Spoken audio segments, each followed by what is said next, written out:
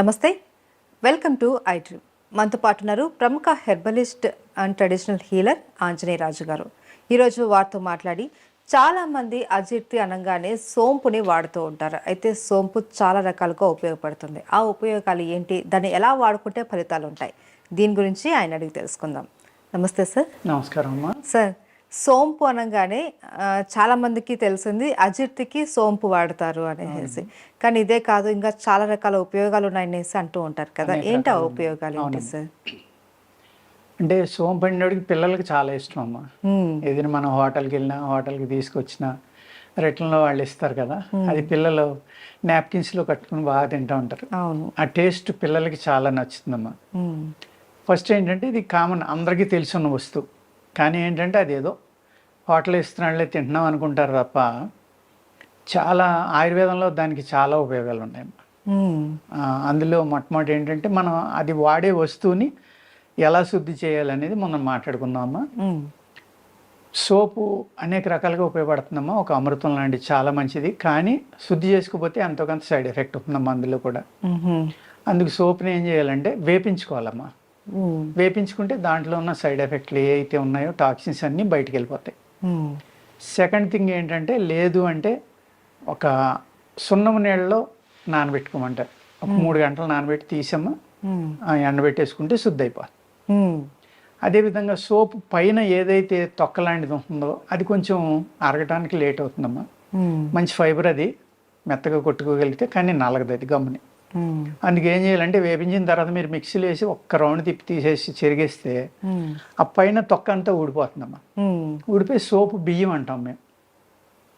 దాన్ని కనుక మీరు వాడుకుంటే అప్పుడు అమృతంలాగా అది మీకు పనిచేస్తుంది. ఈ విధంగా సోపుని శుద్ధి చేసి వాడుకోవాలమ్మా అందరూ కూడా. వాడుకుంటే అది ఒక అమృతంలాగే పనిచేస్తుంది. మేము ఆయుర్వేదంలో దాన్ని బెస్ట్ క్యారియర్ కింద వాడుకుంటామమ్మా.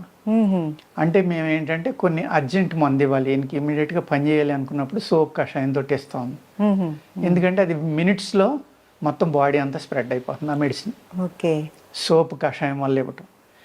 అటువంటి కొన్ని క్యారియర్స్ ఉంటాయమ్మా. నాభి అంటాం మేము, వసనాభి అంటాం, నాభి అంటాం, విషాలు అవి కూడా అంతే. మీకు గొంతుకు దిగే లోపలే బాడీ అంతా పాకిపోతుంది.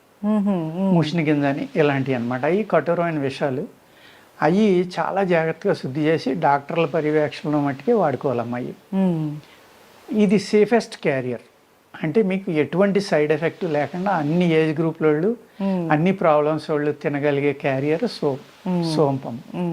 దాన్ని సోప్ అంటాం, సోంపు అంటాం. ఇది అన్ని రకాలుగా ఉపయోగపడుతుందమ్మా ఇది.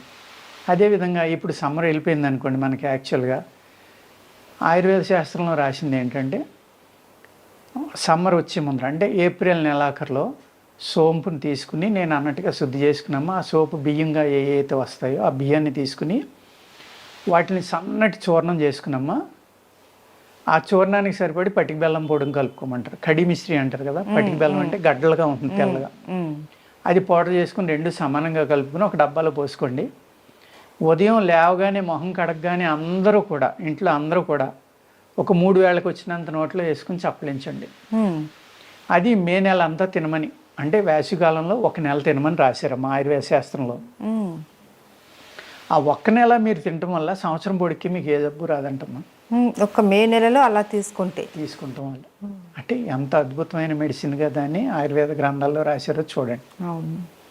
అదేవిధంగా మనం ఈ పిచ్చి కుక్క, పిచ్చి నక్కలు ఈ కరవడం వల్ల ఏమవుతుందంటే, పొట్ట నిండా ఇంజక్షన్ చేయించుకోవటం, బొడ్డు చుట్టూరు చాలా భయపడటం. ఎంతోమంది ప్యానిక్ అయిపోతారు. కుక్క కరిసిందన్నాడు, పిచ్చి కుక్క ఏమో అని భయపడిపోయి గబగబా హాస్పిటల్కి వెళ్ళి ఇంజక్షన్ చేయించుకుంటారమ్మా. అలాంటి వాటికి కూడా ఇది విరుగుడుగా పనిచేస్తున్నాము. నేను ఏదైతే చూర్ణం చెప్పానో మీకు ఇప్పుడు, అదే చూర్ణాన్ని తేనె కలుపుకున్నమ్మా సమానంగా బాగా నూరుకోవాలి. దేంట్లో వేసి నూరుకుని అది రోజు 1 స్పూన్, ఉదయం సాయంత్రం 1 స్పూన్ తింటే 2 పూట్ల 2 స్పూన్లు ఎంటీ స్టమక్ తోటి తినాలమ్మా. ఏదైతే ఈ విష ప్రభావం ఉందో దాన్ని తగ్గిస్తుంది. అంటే విష ప్రభావం తగ్గింది కాబట్టి ఇది ఒకటి తినేసి మీరు ఇంజక్షన్ చేయించుకోవద్దు, లేకపోతే మందులు వాడుకోవద్దు అని చెప్పట్లేదమ్మా. ఏమీ లేనప్పుడు వాటి మీద ఆధారపడ్డారు. అవును. ఇవాళ మనం ఎలా చెప్పామనుకోండి, జనాలు ఏమంటారంటే, ఆడికి కరితే బాగుంది పిచ్చుకోక అప్పుడు తెలుస్తుంది అంటారు. అవును. అంటే ఈ విధంగా ఆలోచిస్తారు జనం. అవును అవును సార్. అందుకే ఏంటంటేనమ్మా ఒకప్పుడు ఈ అల్లోపతి మందులు లేనప్పుడు ఇయ్యే మందులమ్మ. ఉమ్మెత్త వాడేవారు దాని మీద, ఈ సోంపుని వాడేవారు. ఇలా అనేక రకాల మూలికలు ఉన్నాయమ్మా. పిచ్చి కుక్క కరిసిన, పిచ్చి నక్క కరిసిన, కోతి కరిసిన, ఎన్నాళ్ళకి కంటే విషయం మనిషి కాటు. దానికి కూడా ఏది విరుగుడు అనేది ఆయుర్వేద శాస్త్రంలో చాలా విపులంగా ఇవాళ కాదు వేల సంవత్సరాల నుంచి రాసుకొచ్చినాయి అమ్మాయి. అటువంటి ఇది విరుగుడు అని రాశారు వాళ్ళు. అది మనం ప్రివెంట్గా వాడుకోవచ్చు. ఇప్పుడు అది అనేక రకాలుగా ఉపయోగపడుతుందమ్మా సోంపు అనేది. Heart, liver, spleen, lungs, kidney అన్నీ శుద్ధి అవుతాయమ్మా సోపు తినటం వల్ల. అదేవిధంగా దీన్ని అనేక రకాలుగా తినొచ్చు. ఎలాగా అంటే మీరు ఒక మసాలాల్లో మనం వేస్తాం, కూరల్లో వేస్తాం. అలాగే ఈ నోటి దుర్వాసనకు కూడా సోపు నవ్వడం వల్ల పోతుందమ్మా. దాన్ని మేము టూత్ పౌడర్లో కలుపుతూ ఉంటాం, షాజీరా పౌడర్ ఒకటి ఇదొకటి. ఎందుకంటే మంచి ఫ్లేవర్, పళ్ళు తోముకున్నప్పుడు ఏంటంటే అద్భుతమైన ఫ్లేవర్ వస్తుంది కాబట్టి. అలాగా అనేక రకాలుగా సోప్ అనేదాన్ని మనం వాడుకోవచ్చమ్మా. ఈ సొంటి ఏదైతే అల్లం ఉందో అల్లం రసం తీసుకున్నమ్మా. సొంటి అంటే ఎండిపోయిందని సొంటి అంటాం, పచ్చిదాన్ని అల్లం అంటారు. ఆ అల్లం రసంలో ఈ సోప్ పౌడర్ ఏదైతే ఉందో అది వేసమ్మా. కొద్దిగా సాల్ట్ వేసుకుని బాగా నూరి దాన్ని ఒక గిన్నెలో వేసి వేడి చేస్తే పేస్ట్ గట్టిపడేదాకా వేడి చేసుకున్నామా.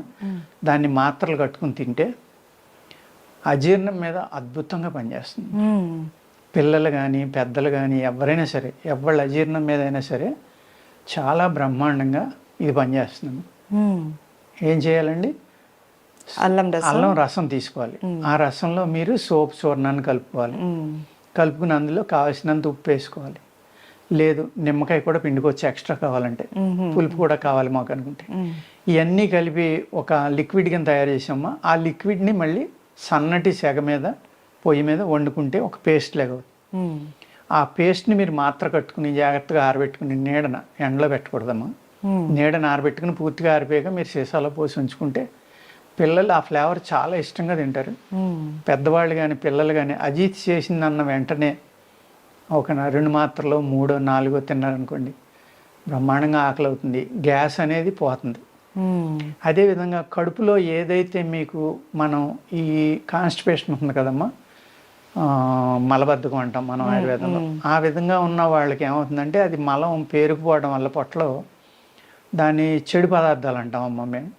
ఆ చెడు పదార్థం ఏదైతే పేగులను పట్టుకుని ఉండిపోయిందో ఆ చెడు పదార్థాన్ని అంతా ముక్కల కింద విడదీసి మీకు మంచి మోషన్ అయ్యేలాగా, అంటే మోషన్ మందు వేసుకున్నప్పుడు ఇది కూడా తింటే ఆ ఏదైతే పేరుకుపోయిందో దాన్ని అంతా విడదీసి బయటికి పంపించేసమ్మా. ఈ చెడు వాసన అనేది కూడా తీసేస్తుందమ్మా. ఇన్ని రకాలైన ఉపయోగాలు సోంపులో ఉన్నాయమ్మా. మనం ఏమనుకుంటామంటే సోంపు అనేటివాడికి ఏదో హోటల్కి వెళ్తున్నాం, తింటున్నాం, లేకపోతే మసాలాలు వేస్తున్నాం, లేకపోతే నోట్లో 4 పరకలు వేసుకుని నవ్వులుతున్నాం, ఈ విధంగా ఆలోచిస్తాం. కానీ ఆ సోంపు మొక్క యొక్క వేరు కూడా చాలా అద్భుతంగా పనిచేస్తున్నాం. వేరు ఎలా వాడుకోవాలి? ఆ వేరునే తేనెలో గంధం తీసి, ఏదైతే సోపు మీకు గంధం తేనెలో కలుపుకుని తింటే మీకు ఈ పిచ్చికొక్క విషయం ఇలాంటి విషయాల మీద విరుగుడుగా పనిచేస్తున్నాను. అదేవిధంగా సోంపు మొక్క యొక్క వేరుని మీరు గంధం తీసుకుని తేనెలో గంధం అవ్వట్లేదంటే కొంచెం నీళ్ళు వేసుకుని తీసుకోవచ్చమ్మా. తేనెలో నీళ్లు కలిపితే కొంచెం పలచబడుతుంది కదా, అప్పుడు గంధం తీసుకుని ఆ గంధాన్ని కనుక నాకితే ఉదయం సాయంత్రం ఈ ఏదైతే విషక్రిములు కానీ విషపురుగులు కానీ ఇలాంటి కుక్కలు కానీ ఇలాంటి కలిసిన విష ప్రభావం ఏదైతే ఉందో చాలా వరకు సబ్సైడ్ అయిపోతుందమ్మా. ఆ విధంగా వాడుకోవచ్చు. అదేవిధంగా సోంపు చెట్టు పెరుగుతూ ఉండగా వచ్చిన ఈ లేత గుత్తులు ఉంటాయి కదమ్మా, ఆ ఫ్లవరింగ్ వచ్చినప్పుడు అవి కానీ దాని లీఫ్ కానీ మీరు పప్పు వండుకోవచ్చు. సోపు తినడం వల్ల ఏ ఏ ఉపయోగాలు ఉన్నాయో ఇవన్నీ కూడా దాంట్లో ఉపయోగపడతాయమ్మా. అదేవిధంగా దీని నుంచి ఆయిల్ కూడా తీస్తారమ్మా. ఈ ఆయిల్లో కూడా ఈ సోంపులో ఉన్న గుణాలన్నీ కూడా ఉంటాయి. అందుకు చిన్న డోసు హ్యాపీగా ఉంటుంది అనుకుంటే మీరు ఒక చెంచా పంచదారలో ఒక డ్రాప్ వేసుకుని తిన్నారనుకోండి, మీరు ఒక స్పూన్ తిన్నంత ఫలితం వచ్చేస్తుంది. ఆ విధంగా ఆయిల్గా కూడా దీన్ని ఉపయోగించుకోవచ్చాం. అలాగా అనేక రకాల మెడిసిన్స్లో కలుపుతారు. ఇది ఫ్లేవర్ కోసం కలుపుతాం. మంచి యాంటీ ఆక్సిడెంట్ అమ్మా ఇది. ఆ విధంగా కూడా ఉపయోగపడుతుంది. అందుకనే సోంపు గురించి ఆయుర్వేద శాస్త్రంలో చాలా విపులంగా అనేక రకాల ఉపయోగాలు ఫార్ములాలు ఉన్నాయమ్మా. అందులో ఒకటి రెండు మట్టుకే మన ప్రేక్షకులకు చెప్పడం ఒకటి రెండు కాదు సార్, చాలా చెప్పారు, అన్నీ కూడా ఉపయోగకరమైనవి. అవునమ్మా. జనరల్గా వచ్చేటటువంటి చాలా ప్రాబ్లమ్స్కి మనకు ఒక చక్కటి ఏమంటారు ఉపయోగకరమైనటువంటి ఒక దివ్య ఔషధం అనుకోవాలి ఇది. సో చాలా క్లియర్గా చెప్పారు, ఎలా వాడుకోవాలి, దాన్ని ఎలా ప్రిపేర్ చేసుకోవాలి, దేనికి వాడుకోవాలి అన్నది కూడా చాలా వివరంగా తెలియజేశారు sir. Thank you so much. నమస్కారం అమ్మా. Hmm.